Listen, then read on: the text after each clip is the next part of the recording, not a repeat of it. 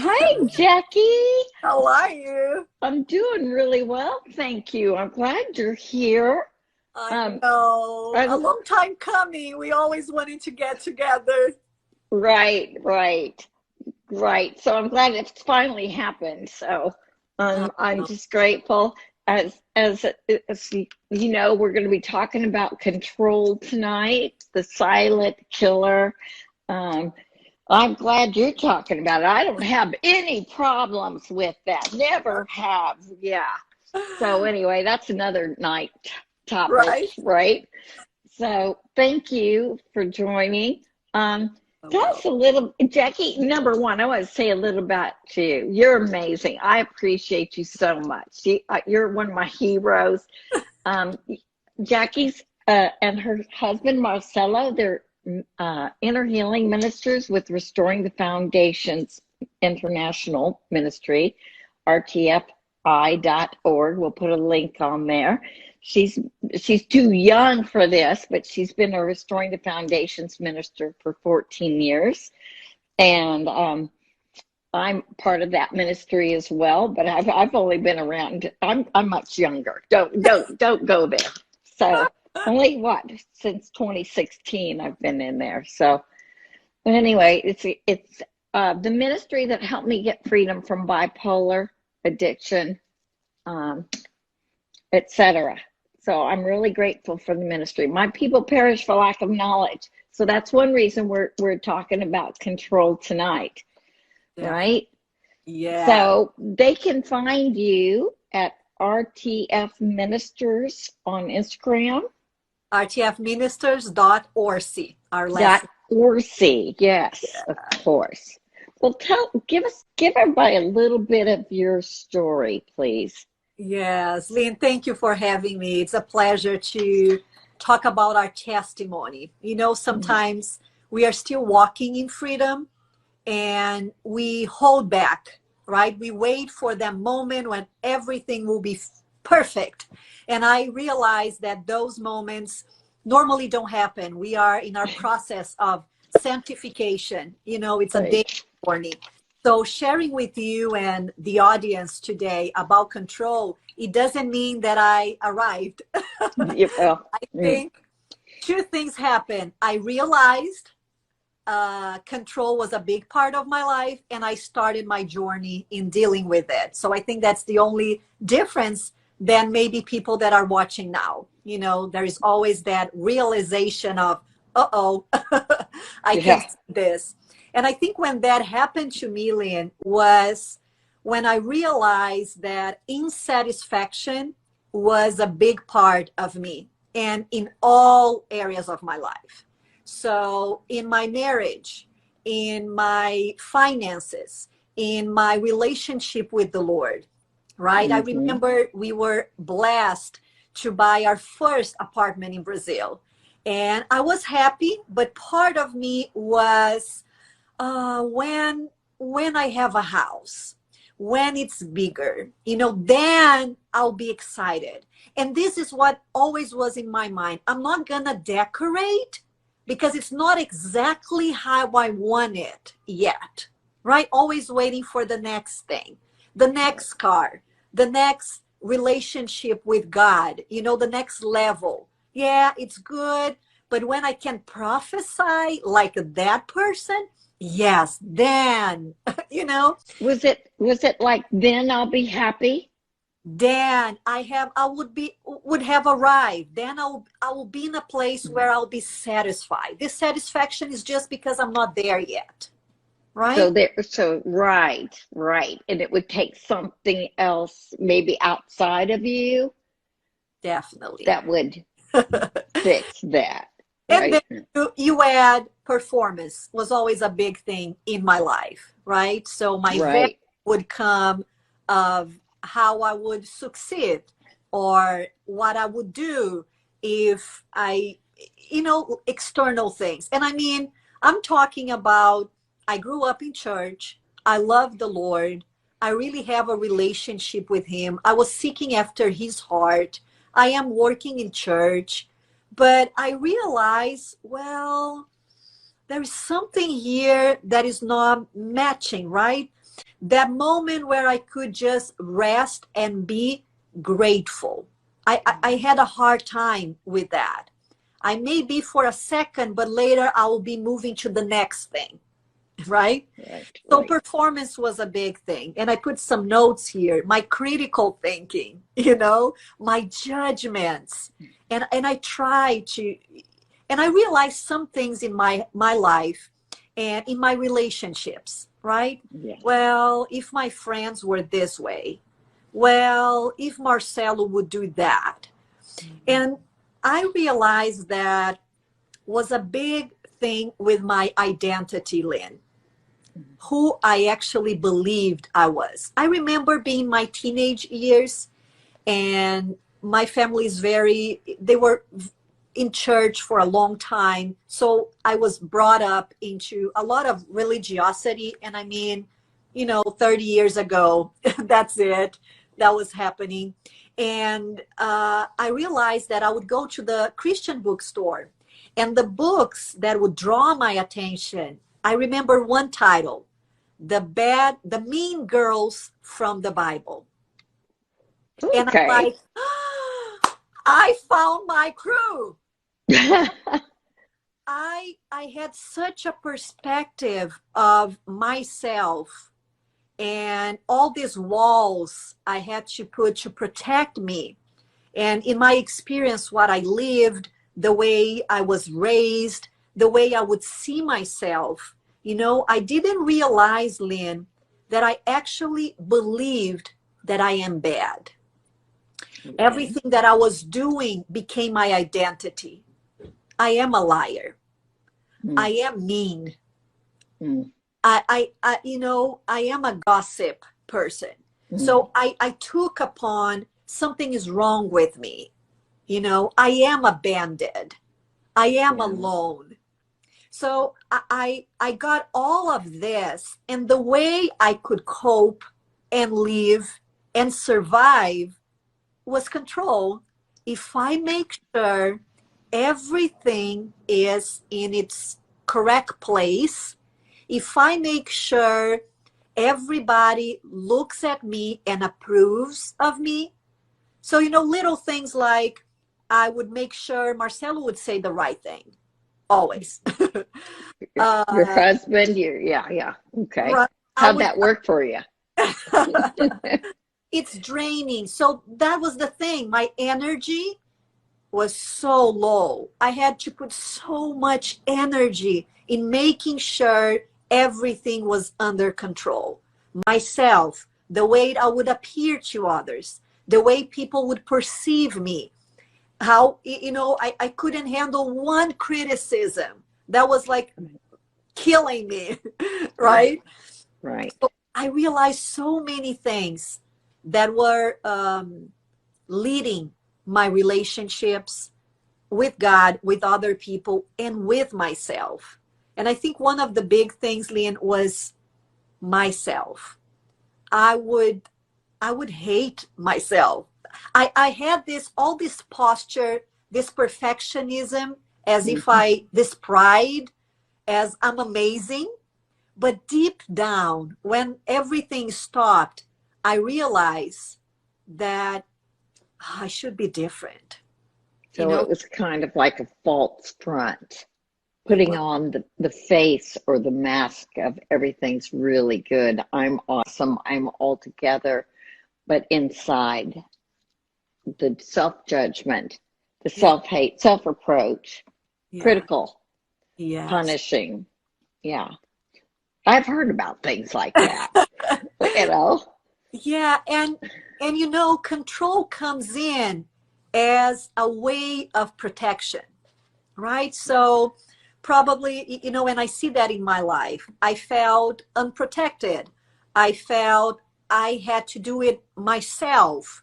And I really honor my parents. They tried their best, but my perception of things, with a broken family, with divorce. I was 3 years old, raised by my dad, couldn't see my mom, then having a stepmom coming in. All of that made me build all these walls, and control was a big friend. it was a protection that allow me to survive in my childhood and teenage years. But to be honest, it got to a point where the walls were so high that actually nothing else was coming in. Like Right? joy. Oh yeah, connection. You know, Right. feeling truly belonging and all of that. So the more I would try, right? And then I had to find it somehow. And I realized my identity was the big thing, Lynn. You know, was a big thing of realizing, gosh, the way I see myself, it's nothing like your word says. I can't, that doesn't fit. You know, when you have a Right. clothes that doesn't fit you, God saying you are my daughter, I love you, you know, you are a mate. No, none of those things. It would just come here and stay. It would not come to my heart You because in couldn't fact, receive it I couldn't receive it. and If embrace it. no, Right. you know, that's the Right. hard, that was the hard part. So I would Right. say control was a good friend, you know, for many, many years. And I didn't realize it, Lynn. I thought everything was fine until things were not. Until I realized, you know, this is not okay. I don't have energy for anything. You know, things started to get really messy at home. Or I would try to connect with people my way and it just didn't work. And I remember I being really bossy, you know, in my teenage years and my young adult. And I have a hard time with friendships. I would have a hard time connecting with people because of all these walls, you know, and then I would blame them, right? Of course. Of They, course. they were the problem. People need to do it better because it's not helping me. So I started to Right. realize something was wrong.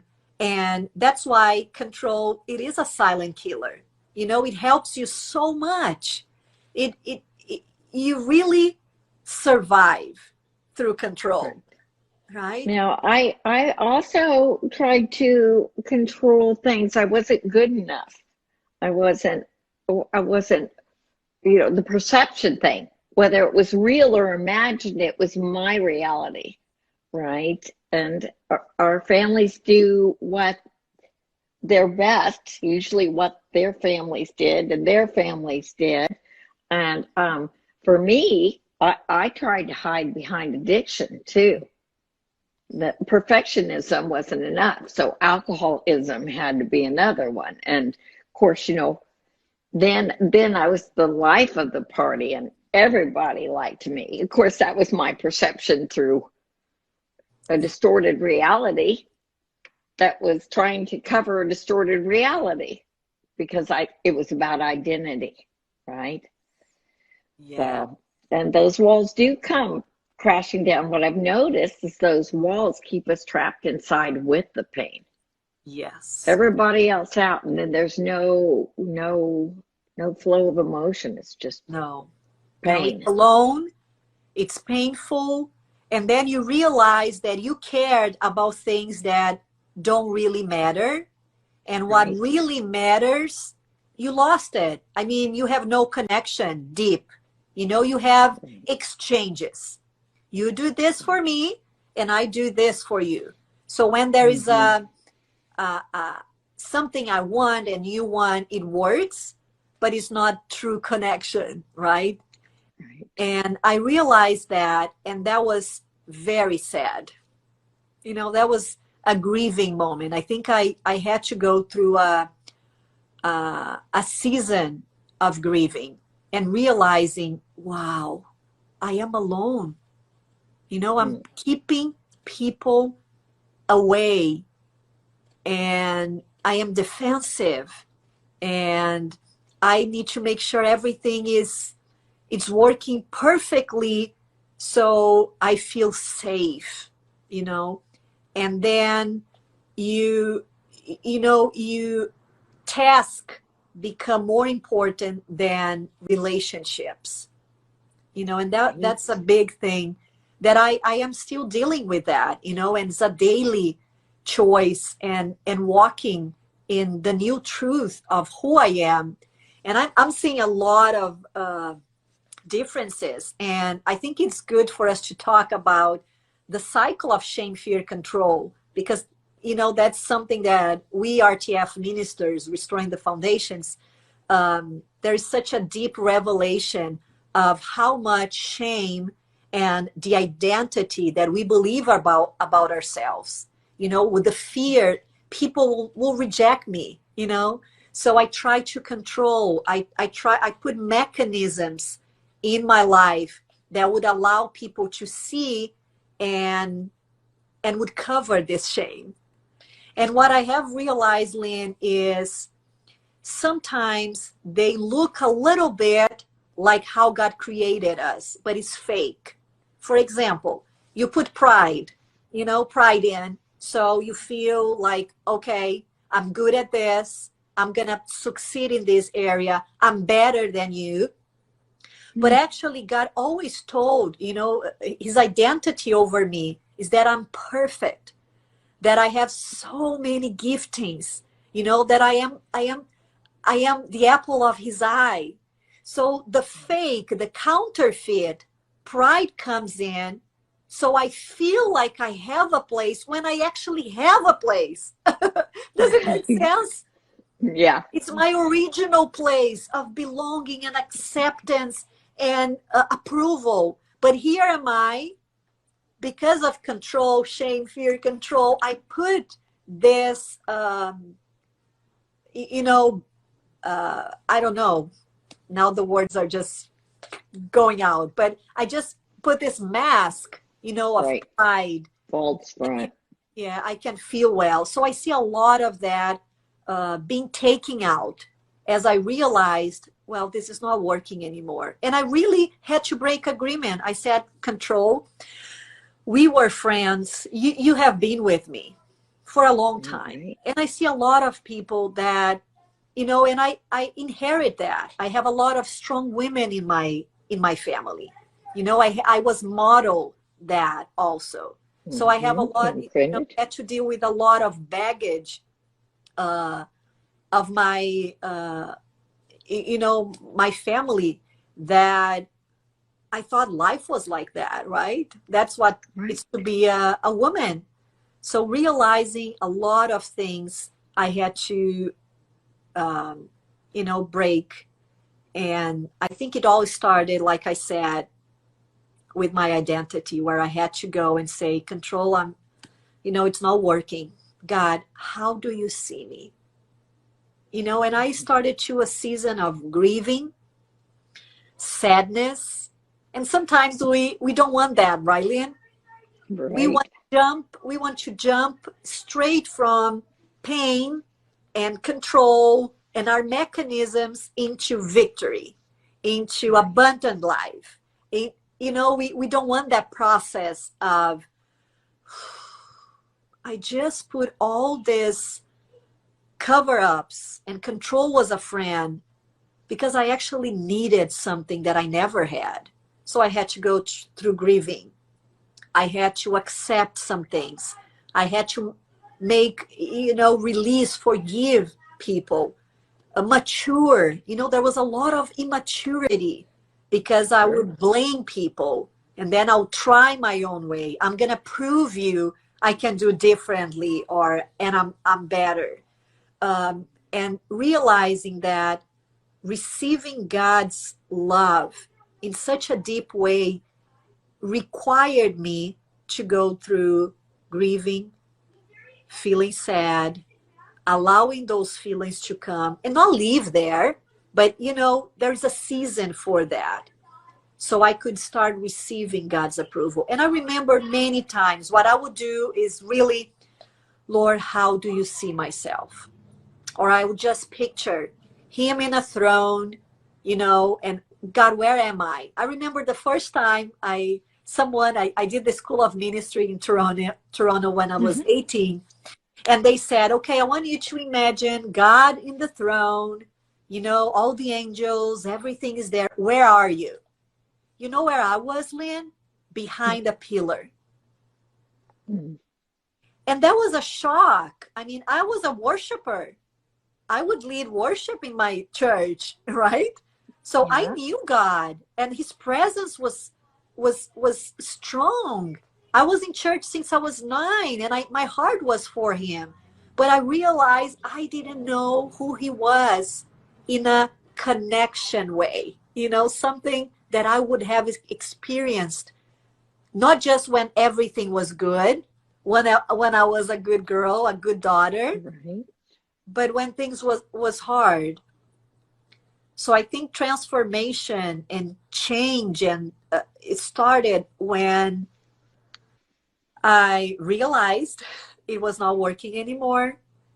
And I said, Lord, how do you see me? And I started to take time. It was hard. In the beginning, I would not accept those things. I thought it was silly. It doesn't mean anything.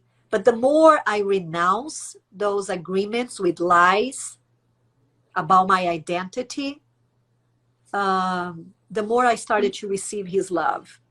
And that was So, transformation. so some of those lies I heard you say, you tried to protect yourself. And so renouncing one of those and trusting God to be your protector. Is that what I hear you saying? Yes. And people sometimes think this is a instant moment thing, right? We Right. think we renounce the lie and immediately that fits us. I think there is a building, it's like a tank, you Yeah. know. So I will be able to jump from my safety in myself, trust in myself, and jump into God when I have actually built something with God already. Sometimes we try to trust God, and this is here. We Right. and I feel there is a need for us to start building this trust with him and hearing what he says about us. Then we start letting it go, the lie. Then it's kind of this. It's not being I It's don't a know if it makes divine sense. exchange type thing.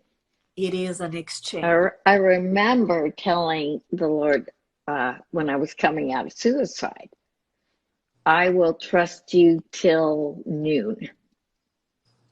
Wow. That's all I've got. You know, I don't know if I can trust, I definitely didn't trust anybody else, him. And here I am wanting to kill myself. So that's ultimately where control failed because it can't sustain, only truth can. Yes. So I remember saying, okay, I've made it till noon. I choose to trust you till 5.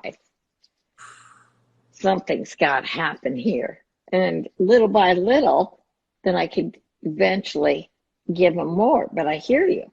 Yes. I can take that back and try and control the situation, fix, manage, and control. Um, Try and make it work for me again. Then my relationships suffer. Mhm. Then the thoughts I have towards myself are definitely what God thinks towards me. Yeah. So would boundaries have a little part to play in this, don't they? I think so. I remember the first time I heard about boundaries. It sounded ridiculous. I was I like, thought they were mean. true.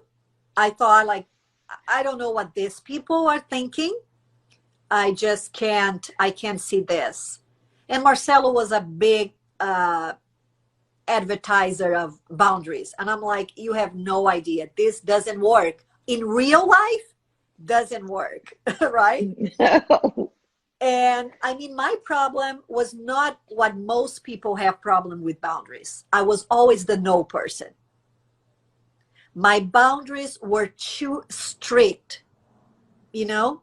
You have people Okay. without boundaries where you just allow people to come and go.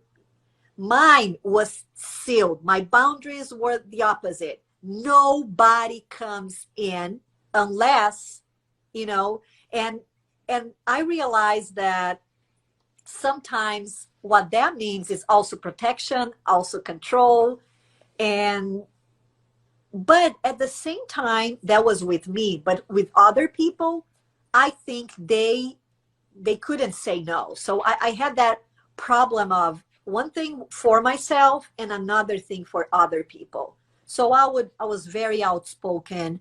I would say what I think about other people, other situations with no boundaries at all. But with me, I would come really strong. You see how weird that is, Lynn? But, Yeah. I think boundary has a lot to do with that. Because with other people, I would not mind to overstep their boundaries because I was doing good. I knew what I was doing, right? And you knew the best for him. The best for them, of course. Yeah. And boundaries, when I learned something very special was when someone said, think about a hula hoop around you. Right. So in that hula hoop, you have your feelings, your decisions, your values, everything is there.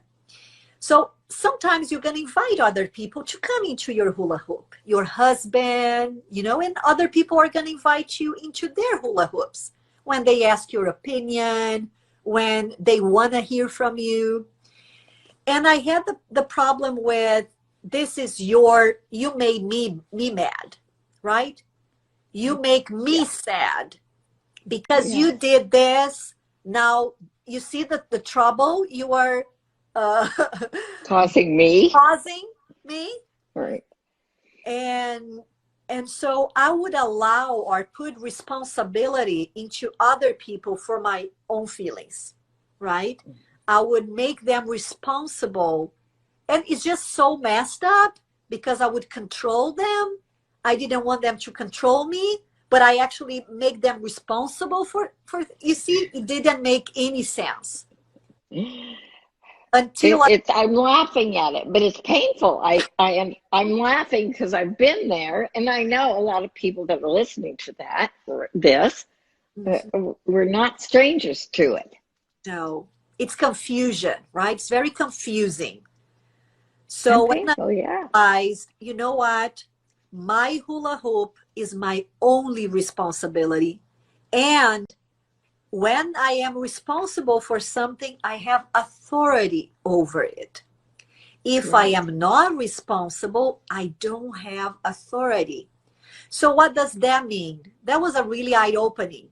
Well, Marcelo is not in this hula hoop, my husband, so he's not my responsibility. I'm not responsible to change him, to make him better, to make him do something. And then when I realized that other people is the same thing, there was a relief and also an eye-opening. Wow. I was super stepping over people's boundaries. And I had no clue, Lynn. No clue. And I feel that's how most people feel like. We just go through life. We learn patterns. We learn the way of communicating with people. If you have a strong personality, we just tell them what to do. Or if we are more shy or have a quiet personality, we may allow people to do everything to us. And actually, it's all about boundaries, control, what is our place. Because a lot of the stress we take upon ourselves is not our responsibility. Right. Right. Right. And then we blame others for it. Right. Well, yes, because if they would do what we're telling them to do, then our lives would be better, and so would theirs, because we know what's best, which is obviously why we're fighting the wind, punching at the wind and getting absolutely nowhere. It's frustrating. I was once accused of being a boundary buster. Well, how dare you? You know? Everything Yeah. I have done for you. Yeah. Yes, I'm doing this for you. Yeah. You know, yeah. And I so, remember hearing Joyce Myers say, God changed Dave. And God saying Dave's not the problem. And she's like, then who is? You know? Well, it's I got to be know, somebody else. Can't be me. I can't right. be responsible for my own emotions. And on the daily life, Lynn, people think we're gonna change, from one day to another. It's a daily thing. I still see myself wanting to come back. And then today, the difference today is I start to hear the Holy Spirit. The walls are down. So the Lord just say, Jackie, let it go. And I realize, uh-oh, this is not me. Or I start worrying. Now I'm not talking to the person, but internally I'm worrying. Well, he should be doing this. That person should be doing that. And then again, okay, Lord, I release to you. This is my hula hoop. This is what I am responsible for. Because in all honesty, Lynn, I spent 30 years doing this. So all my mental process know the routes, right? They are Right. accustomed to going and thinking this way. So sometimes um, we believe in something that is not real, that immediately things will be transformed if control leaves. But it is really a daily walk where the more I hear the Holy Spirit, the more I am working with my boundaries and working with people boundaries. It's like a daily walk, because later you have kids, right? So kids come in, you also manage, control them, everything happens. And then they come to an age where that comes back at you, right? Ben is 8 years old now. So different than Sarah, he's not into being controlled anymore, right? Yeah. And then you realize, well, I really want him to behave this way because I don't want my shame to be exposed. Because I think my identity is that I'm not a good mom, and he's just going to expose that. So I need to keep, Lord, I give this to you. I receive your truth. I am a great mom. I am your image. You are the best mom. You have all the nurture that I need to learn from. So I accept that. So you see, it's a daily exchange that I feel I'm going through, because control was my big theme. Everybody has a big theme. That was mine. Mm-hmm. And I remember Yes. Carol Arnott saying this. She had something with her relationship with her mom. And then years healing, and dealing with things. And she's like, God, is this never going to end? And she felt peace at knowing, this is your struggle, that you always need to come to me. There's always that need to surrender again. It doesn't mean you're not healed. It just means it's a sensitive area where it's so easy, because you learn and you use some methods and tricks for Habits too. habits for so long, that today is a daily choice, is a daily walk, is a daily decision, is a daily surrender, where I'm like, God, yes, I give this to you. I release control. Teach me how to do this. It's learning a new way of life, Lynn. And I Right. don't think I arrived. I am in this process still. Right. Right. I keep having to remember that God's got this. Um, not. I heard somebody say, "Not my monkeys, not my circus," I love and that. I'm like, "Woke doke." We were in a situation with a group of people, and um, I'm like, somebody needs to do something about this. Right? You know, I needed to fix, manage, or control this over here because it was making things, the situation look bad. Well, no, wasn't my business. Listen to this. So I'm working with the Lord about something, and then I'm struggling. I'm like, God, every group I go, I can't have real friends. I'm always putting in a place where I need to give. I can never receive, right? So I'm struggling. I'm telling God this. So I go deeper and deeper. And you know what I realized? I place myself on that place. I don't receive. I always want to give. Why should I have to talk in that situation where I could have just received from all those people? No, I had, we put ourselves in a position, and then we blame God. Why is nobody doing this or helping me? Because all I want is connection or receive from people. But all the signs and all the things I do is actually saying, you don't.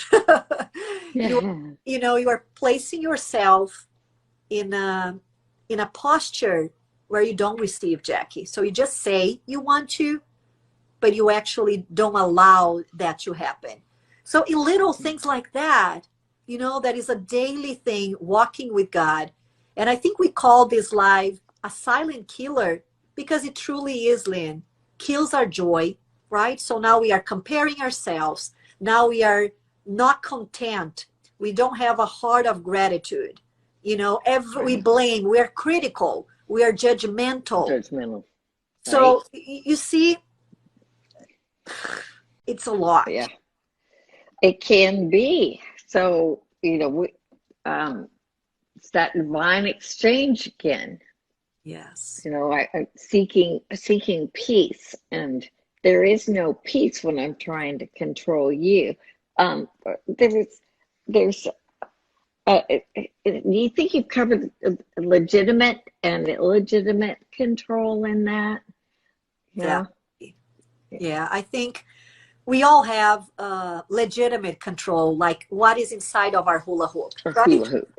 And right. So if I know that there's an age for my kids that I am responsible for many things for them. As they grow, I should, be less and less responsible for things. And little things like, Ben going downstairs, watching a cartoon, and then Mom brings my milk, bring my milk or something. And there goes Mom, and he's already, I don't know, 7 years old. 40. Realize, oh, I'm not helping him. But, right. So there is the legitimate control. But I think the illegitimate control is where boundaries come. We are not invited into jumping into people's hula hoops and telling them how to live their lives just because we know better. Just because, there's a lot of judgment there. I know how to handle finances. You're not handling it well.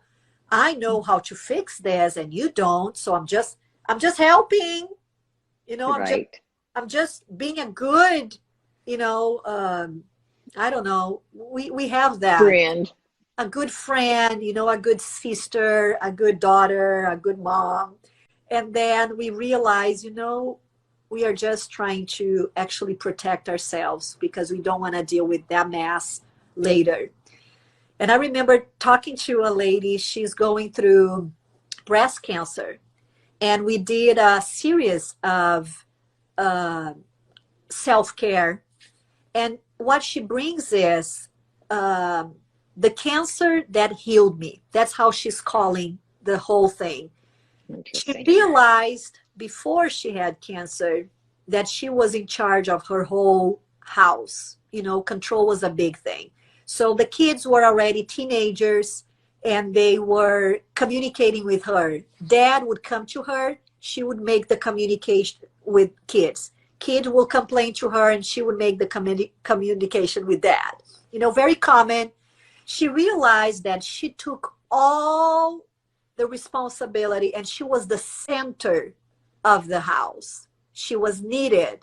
You know, she would say, I don't want to be in the middle of this, but actually, you know, she would put herself there all the time. Like I was saying about, you know, needing people or, and then she realized, she's like, you know what? If it breaks, if I let this go, it will break. But if it breaks, that's the solution.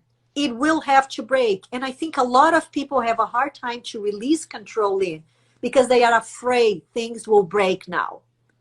If they actually allow their husbands to be responsible for the finances once in a lifetime, things will go mad. Or if they actually, you know, trust their teenager with something, you know, a bomb will explode. And sometimes it will, you know, Right. but we try to protect ourselves so we will not experience that pain or feeling like I'll have to clean up later anyway. So let me just make sure I handle it now. You know, we have these amazing excuses, you know, that Mm-hmm. don't allow people to grow. So it becomes a codependency, that Right. it becomes they need me, you know, and a lot of women are in this situation. Well, you know, if I'm not here, woo, Right. and then it Right. complain, you know, that everything depends on us. So it's Right. So we're either demanding or withdrawing. You know, you've got to do it like this, or you know, yes, can't. But that those shipwrecks moments. You know, if I take my hands off and there's a shipwreck, well, sometimes that's the way God gets our attention. You yes, know, and and there's a lot of treasure in shipwrecks. and You the know, more we handle it in our hands, the explosion may be big because we train people for maybe 20 years to depend on us. So now they are very codependent. Now they don't know how to walk with their own feet. So they will mess up. And it's hard to start, but we are actually, when we release them, we allow them to grow. I think there's a lot of us blaming husbands, kids, you know, family members that they are not growing. We are responsible for everything because actually we don't want, you know, we want to protect ourselves so the mess is not big, but we are not doing a good job because it just burdens us and they don't mature and we don't grow, you know. So I think this is one of the main things why we're still reluctant into releasing control, because it may be a nuclear explosion, I tell you. right. And you know, for the most part, if we keep our hands off and keep a healthy balance in our families, controlling us, responding when we're invited into a situation for advice, or not becoming too demanding or too passive. It's just there's a ditch on each side of the road, and a lot of times what we've modeled, we call it love when it is codependence. And God wants us to be healthy and give it to Him. I tell you, I heard Randy Clark say this once. You know, he's like, "Thank you. I'm grateful that my kids turned out okay, but you know, if yours didn't yet, yet, Yet. it wasn't necessarily because of you, because God's first two kids, Adam and Eve, kind of went off the rails." That And is, it wasn't like because God's not carrying a lot of guilt, shame, condemnation, trying to fix, manage, and control. So, you know what I'm saying? yeah, that's good, Leon. Very good. I think that takes a lot of, lets a lot of mothers and fathers off the guilt, Yeah. shame, condemnation hook. we have to trust God.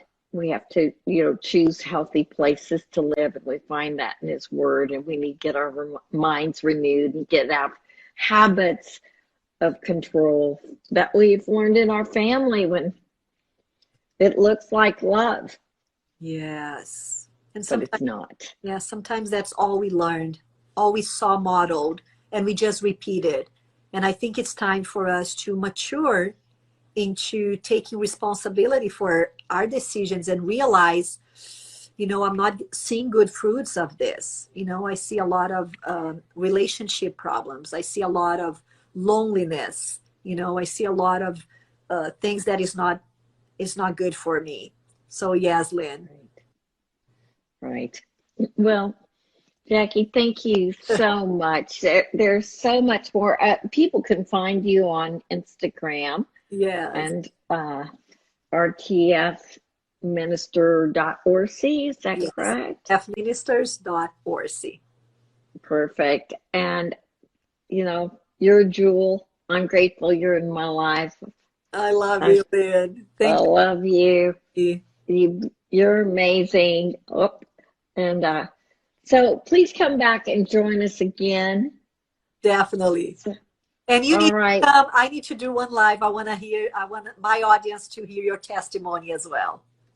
Yes, amen. I'd love to. I'd love to. Thank you so much. You be blessed, and we'll talk again soon. Okay, Okay? bye. Bye. So, Jaque and Marcella Orsi are Restoring the Foundations, Inner Healing Ministers. You can go to rtfi.org. Jaque does a lot of teachings, and Marcelo do too. You can go to their Instagram page to learn more about them.